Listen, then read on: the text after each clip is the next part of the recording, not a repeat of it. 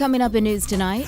A top chamber official reacts to that recently released Moody's alert. That story straight ahead. And F&M Deputy Leader Peter Turnquist says the likely Moodys downgrade is no surprise. Plus, the National Insurance Board addresses concerns surrounding the company's V3 system. That story coming up.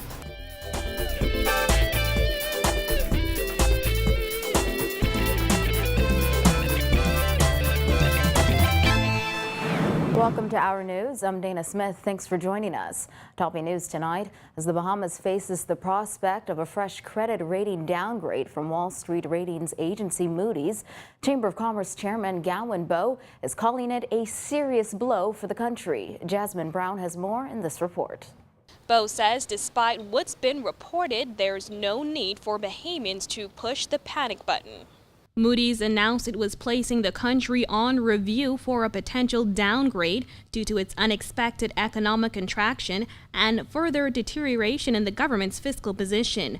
Bowe says while it is bad news, it's not exactly surprising to industry experts. It is a reality check and one that should not have been unexpected. The news comes despite assurances from Prime Minister Perry Christie that the Bahamas economy is on track for a turnaround.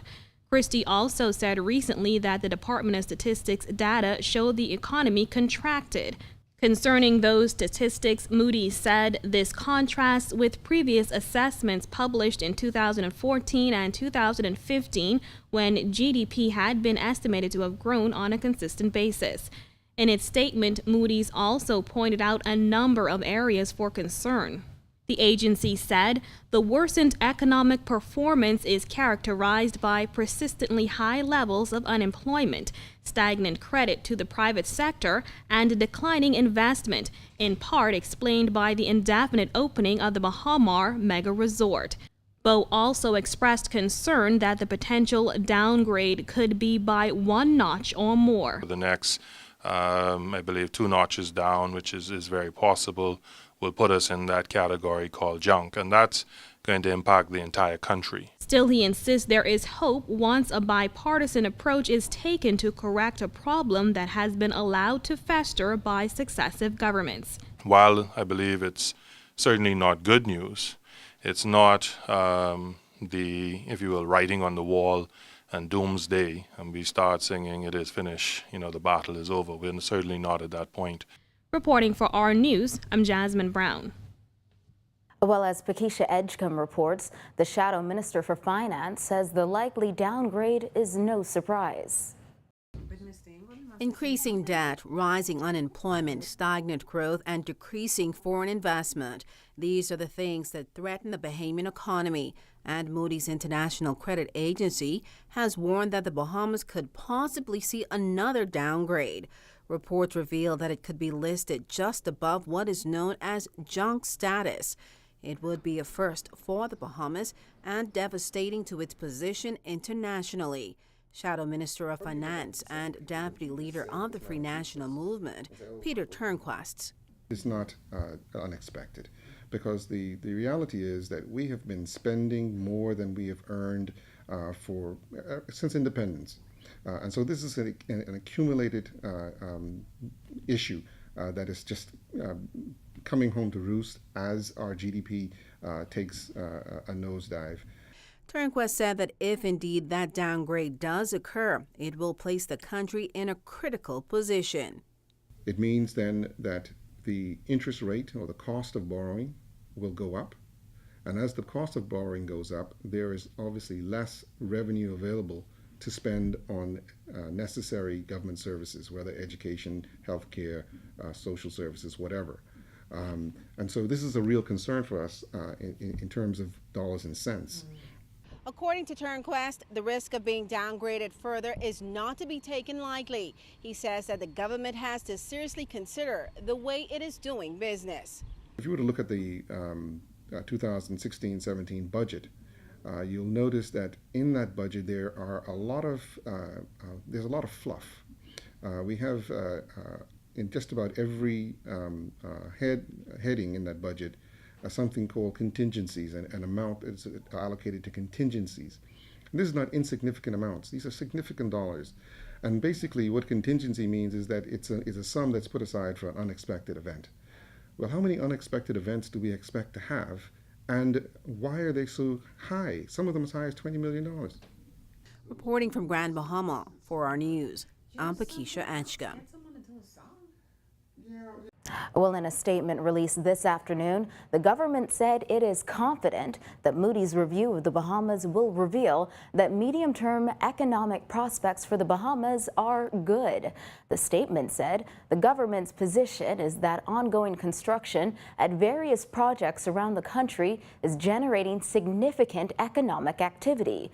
While the archipelagic nature of the Bahamas at times creates a lag in economic activity in the Family Islands, there is no question that the level of real economic activity in much of the major islands of the Bahamas is much higher than it was 3 years ago.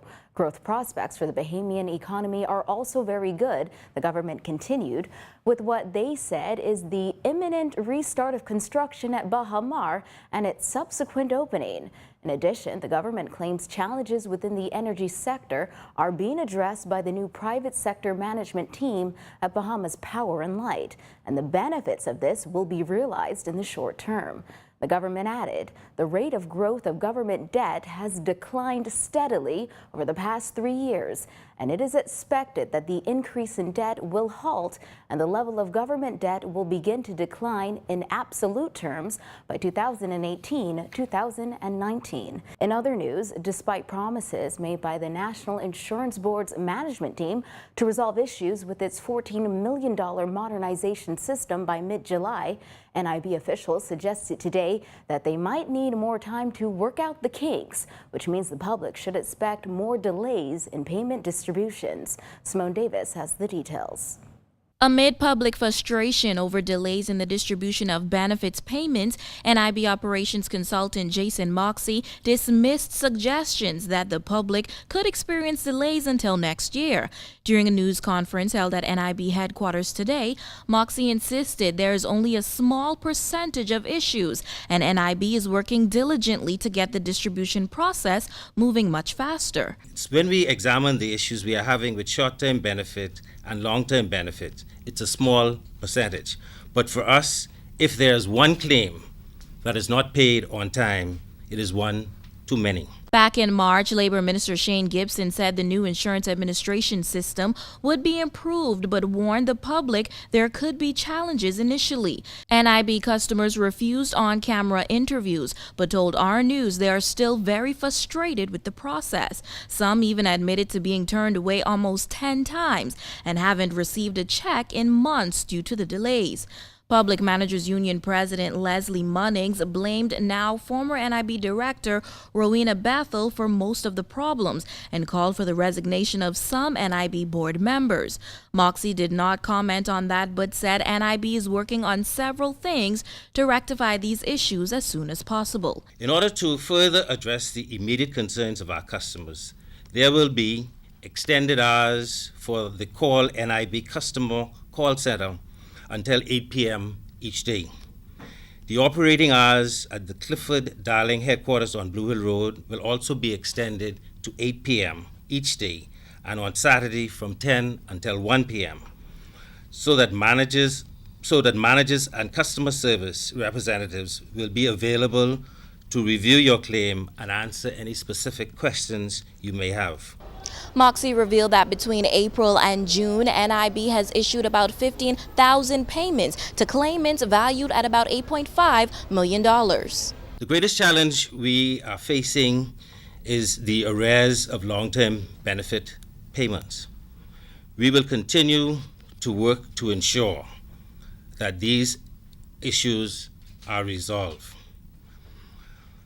The smooth transition of payments have also created some challenges, and we are currently sharpening the process for direct transfer of payment to resolve these issues. When asked if he is confident that NIB will reach its mid-July mark as promised, Moxey told reporters that they are now looking to work out the issues by the end of the month. Reporting for our news, I'm Simone Davis.